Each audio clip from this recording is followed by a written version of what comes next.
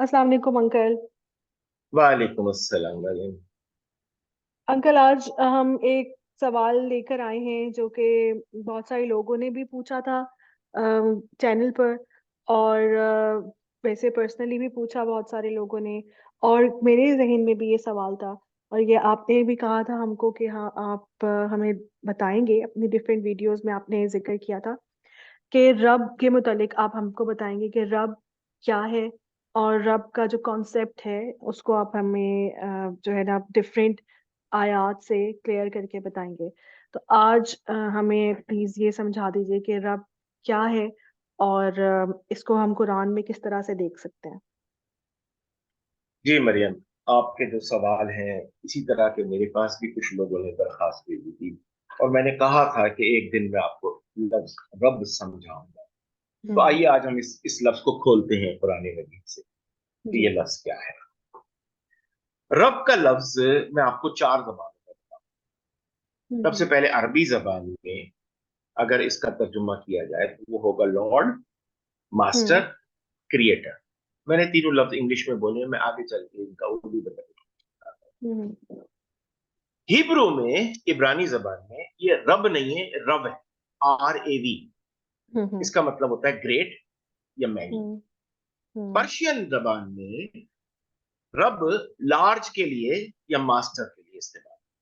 हम्म। और उर्दू जबान में हमारी, जब हम रब लफ्ज बोलते हैं तो एक अजीम ताकत हमारे जहन में आती है जिसे हम डेफिनेटली अल्लाह सुबहान तआला। लेकिन कुरान मजीद में रब अल्लाह सुबहाना ताला के लिए तो इस्तेमाल हुआ ही है और हम्म। बेशुमार दफा इस्तेमाल हुआ है। लेकिन ये इस्तेमाल इसका दूसरे तरीके से भी हुआ है। वो कैसे? हम्म। मैं आपसे एक सवाल पूछता हूँ कि ये जो हमारी कोर्ट्स होती हैं, सिविल कोर्ट, सुप्रीम कोर्ट, इसमें जो जज कुर्सी पे बैठा होता है, वकील उसे किस नाम से पुकारते माय लॉर्ड। हैं? My lord. Very good. वो जज को लॉर्ड क्यों बोलते हैं? क्योंकि उनके पास कुछ अथॉरिटी होती है। जज होता है वो। Exactly, exactly. उसके पास पावर्स हैं, उसके पास अथॉरिटी है, उसके पास इख्तियार। हम्म। इसीलिए वो उसे माई लॉर्ड कहते हैं। तो अब अंग्रेजी का लफ्ज लॉर्ड का मतलब क्या हुआ? ऐसी शख्सियत जिसके जो पास कुछ अ- इख्तियार हो। जी, जो अथॉरिटी रखता हो, ठीक है गया। अच्छा, अब मैं कहता हूं मास्टर। मास्टर का लफ्ज जो है, हम पुराने वक्तों में जब कहते थे गुलाम और उसका मास्टर, तो वो कौन होता है?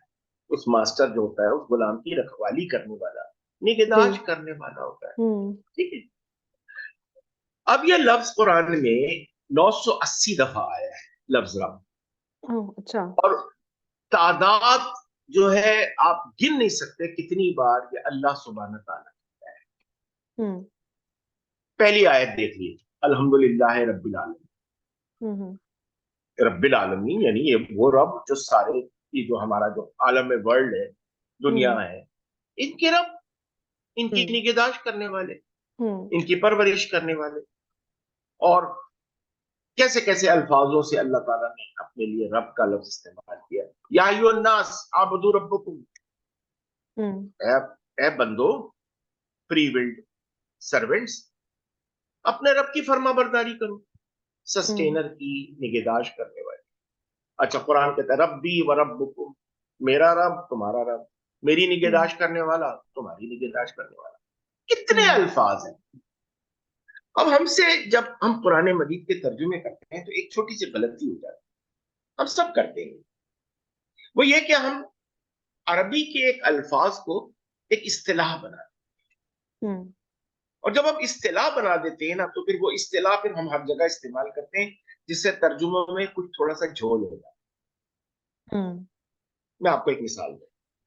पुराने मजीद में जो लफ्ज इस्तेमाल हुआ है हज्जा से, अल हिज्जो, हज्जो, हुज्जो, कितनी तब्दीलियों के साथ ये लफ्ज आता रहा है। हम्म। हमने उसको, वो 10 दिन जो एक परफॉर्म की जाती है रिचुअल, ये हज इस हम्म। लफ्ज को हमने उसके लिए मखसूस कर दिया। हम्म। अब जब मखसूस कर दिया तो तर्जुमे जो हैं उनके अंदर बेशुमार घपले हो गए। बात कहां से कहां चली। उसे हमने इस्तिला बना दिया। हालांकि हज जजा का मतलब होता है किसी से आर्ग्यूमेंट करना, डिबेट करना।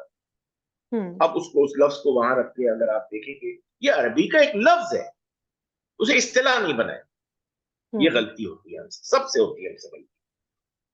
अच्छा, हम आगे चलते हैं और मैं आपको सिर्फ एक आयत अगर दिखा दूं तो हम इस पूरे प्रोग्राम को रैप अप कर सकते हैं कि एक ही आयत के अंदर 2 दफा लफ्ज रब आएगा और दोनों दफा अलग अलग मानी देगा।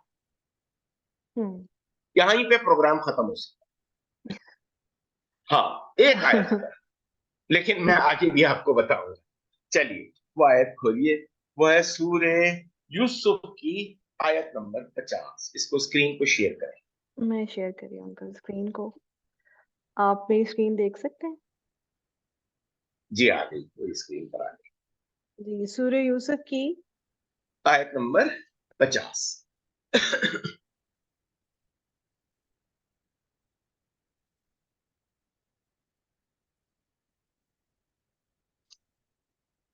ये रही।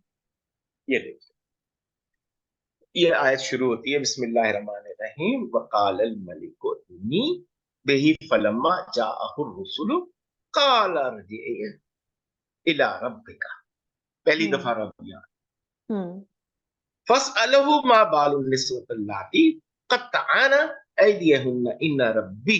दूसरी दफा रब यहाँ आया, हम्म बेकैदिहिन्ना अलीम। अब मैं आपको तर्जुमा, आप किसी का भी तर्जुमा पढ़े, चले आप इसमें से डॉक्टर इसरार साहब का तर्जुमा पढ़े। डॉक्टर इरशाद साहब ने कहा कि ये सुनकर बादशाह ने कहा कि इस शख्स को मेरे पास ले आओ।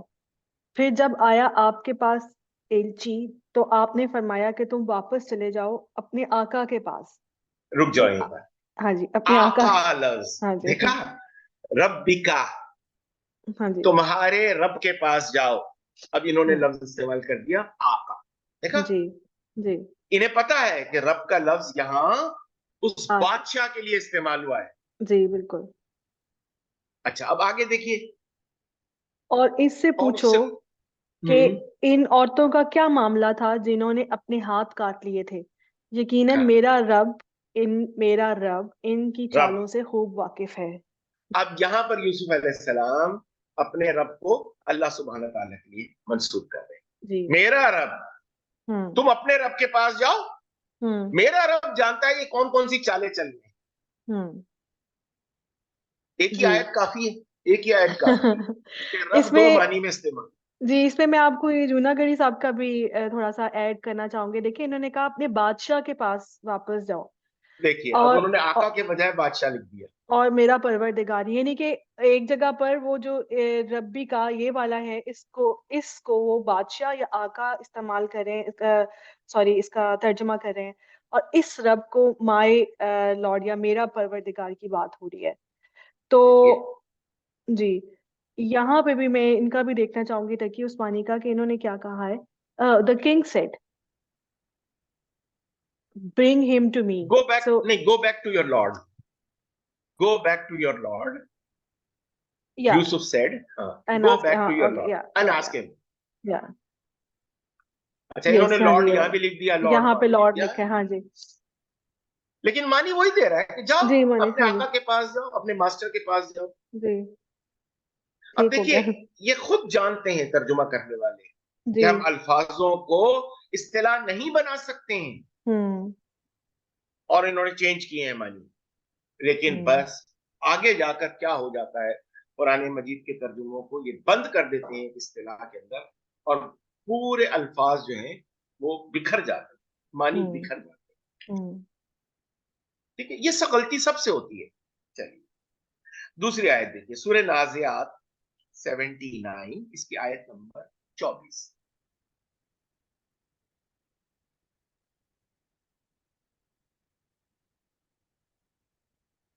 जी, ये फकाला अना रब्बुकुम अल-आला। फकाला अना रब्बुकुमुल आला। ये जुमला पता है किसका है? ये फिरौन का। फिरौन का है। अगर आप जी हाँ पीछे से चलते चले आए, ये जी फिरौन का जुमला है। जी। फिरौन का जुमला है। वो कहता है, देखो मैं तुम्हारा सबसे आला रब हूं। यानी तुम्हारी सबसे ज्यादा आला निगहदाश्त करने वाला, परवरिश करने वाला, ये तो मैं हूं।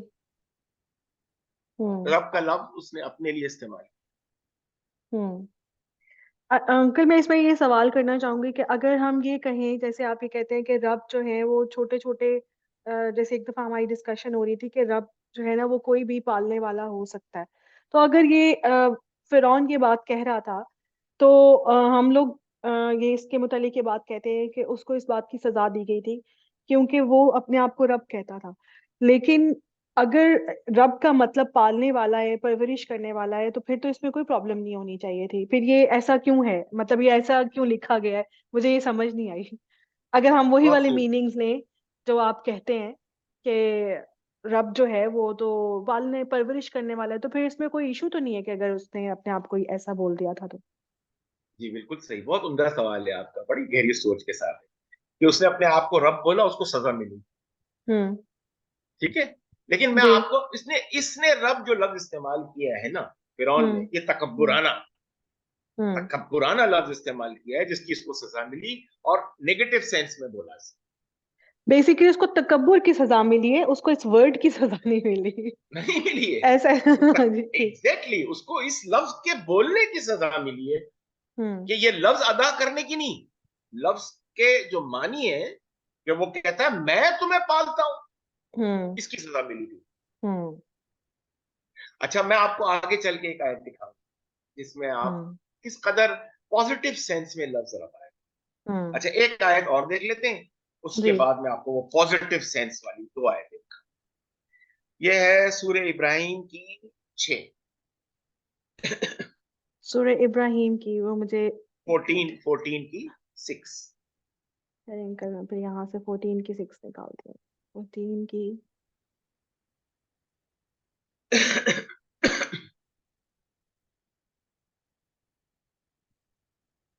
बड़ी लंबी आयत है, मैं जल्दी से इसको पढ़ के और उस लफ्ज के ऊपर आता थोड़ा सा टाइम ले रही है ये। हूं। कोई बात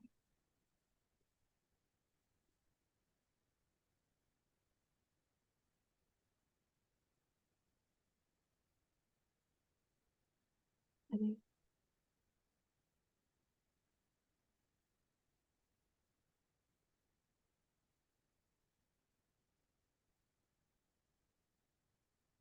इसको स्क्रॉल बैक करो, जब पहली मैंने आयत इसको खुल जाती। जी मैंने इसको रिफ्रेश किया है, तो ये शायद खुल जाए। इसके अलावा इसकी अगर इसकी आपके पास है तो आयत आप नंबर हमें। इस, चलो मैं आपको आयत पढ़ के सुन। जी।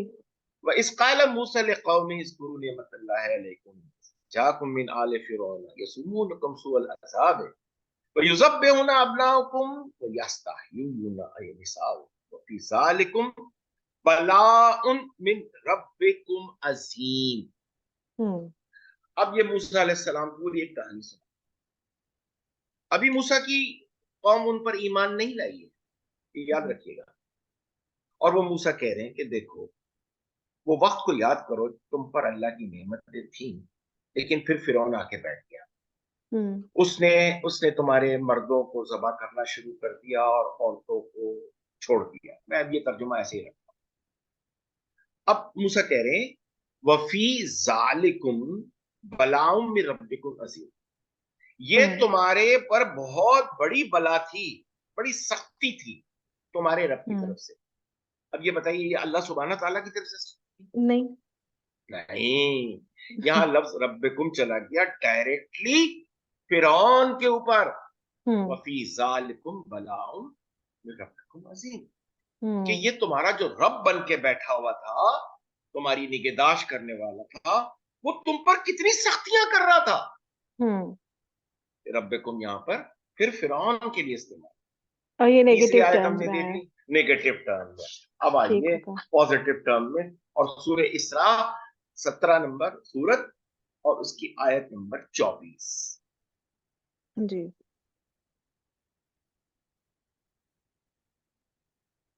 24 खुल गया। जी। अब देखिए यहाँ पर एक सीन है जहां कुछ कहा जा रहा है कि किसने किसके लिए क्या कहा। हम्म। वख्फिज लहुमा जनाह जुल मिन रहमत वकुल रब्बि रब्बिर हम हुमा कमा रब्बियानी सगीरा। हम्म।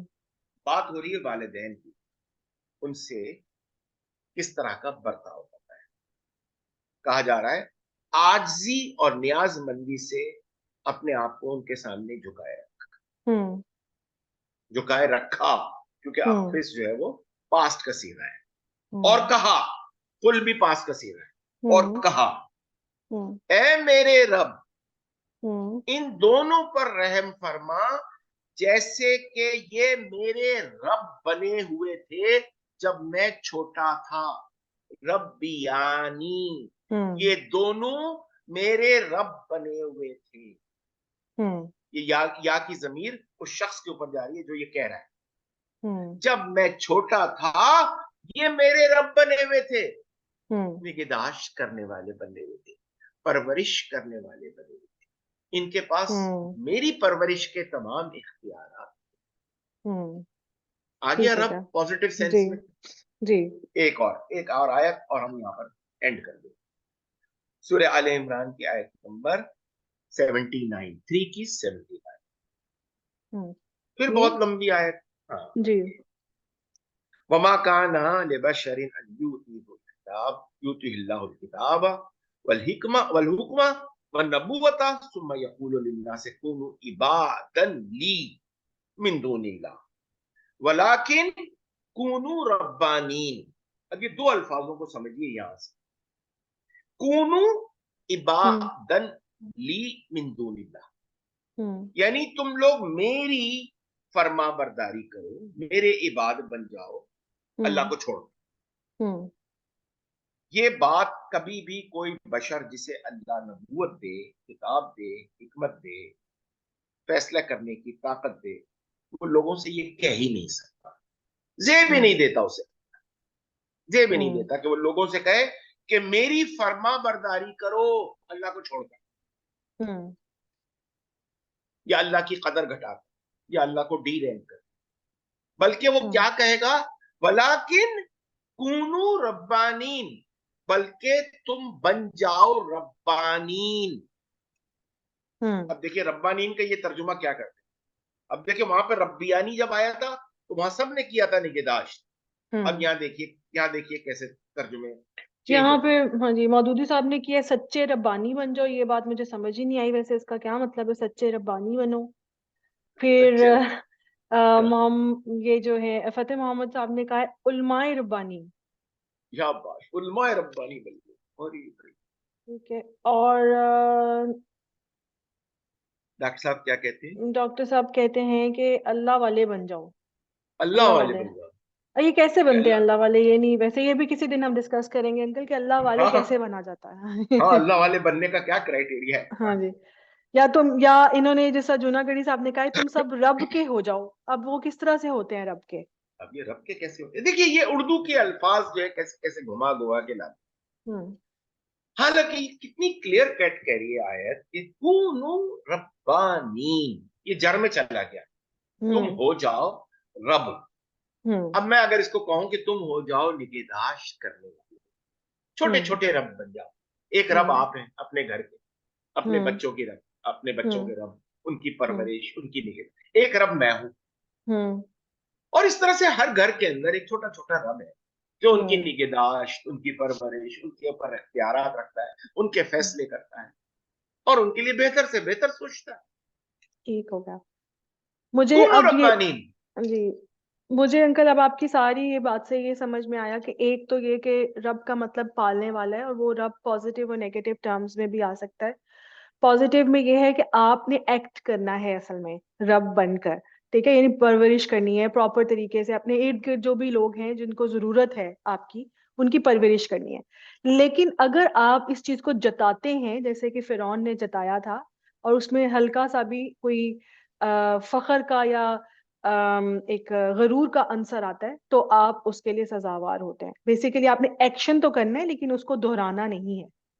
ऐसा ही है। बहुत उम्दा बात है, बहुत ही उम्दा बात है कि आपने निगहदाश्त करना है, ये आपका फरीजा है। हाँ जी, ठीक हो गया। आप इसे जता नहीं सकते, हम्म। जता नहीं सकते। फिरौन यही करता था, वो जताता था, जी। मैं तुम्हारा रब नहीं हूं, मैं हम्म। तुम्हारी निगहदाश्त नहीं कर रहा हूं। ठीक हो गया। चलिए। Thank you uncle. हाँ,